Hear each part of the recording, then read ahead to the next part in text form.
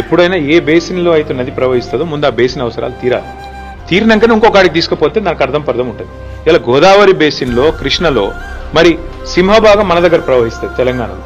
ఇక్కడ అవసరాలు తీరకుండానే ఇక్కడి పారిశ్రామిక అవసరాలు కానీ, ఇక్కడి సాగునీటి అవసరాలు కానీ, తాగునీటి అవసరాలు కానీ, ఇప్పుడు రేపటి రోజున హైదరాబాద్లో కానీ, కరీంనగర్లో కానీ, ఇంకా ఇతర పట్టణాల్లో కానీ 24/7 డ్రింకింగ్ వాటర్ ఇవ్వాలనేది మా కళ.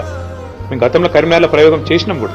మరి అట్లాంటి అన్ని ఇంకా తేల్చకుండానే ఎన్ని నీళ్ళు అవసరమైతే లెక్కలు తీయకుండానే కిందికి నీళ్లు వృధాగా పోతున్నాయి, మేము పట్టుకపోతామంటే ముందు బేసిన్ అవసరాలు తీరనియండి. బేసిన్లో డెఫినేషన్ రానియండి. నికర జలాల్లో మా వాటా ఎంత, మిగులు జలాల్లో మా వాటా ఎంత, ఎవరు తేల్చాలి? ఇది కేంద్ర ప్రభుత్వం తేల్చాలి. కేంద్ర ప్రభుత్వం నియమించే మరి ట్రైబ్యునల్స్ తేల్చాలి. అవి తేలకుండానే మేము నీళ్లు కొంటపోతాం. మా చేతుల ఇలా కట్టి ఉంది కాబట్టి కట్టెతోని బర్రెని ఎటువంటి తట అల్లించకపోతాం.